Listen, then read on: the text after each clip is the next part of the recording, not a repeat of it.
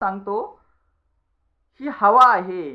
ही हवा पानाच्या स्वरूपामध्ये पानाच्या वरच्या लहरीमध्ये हरितलव ज्याला म्हणतो त्याच्यावर प्रकाश संश्लेषण प्रक्रिया झाली आणि हवा झाडानं शोषून घेतली, ती एनर्जी शोषून घेतली.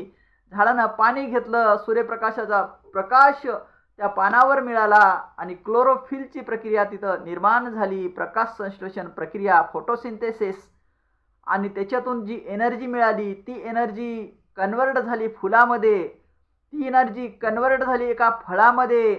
ते फळ कालांतराने पिकलं आणि ते फळ आपण खाल्लं. आपण खाल्ल्यानंतर त्याची एनर्जी परत आपल्याला मिळाली. आपण त्या फळातील एनर्जीचा उपयोग केला आणि आपलं उदरनिर्वाह आपण तिथं पूर्ण केला आणि आपला जीवनक्रम पूर्ण केला. आणि आपण जे परत वेस्टेज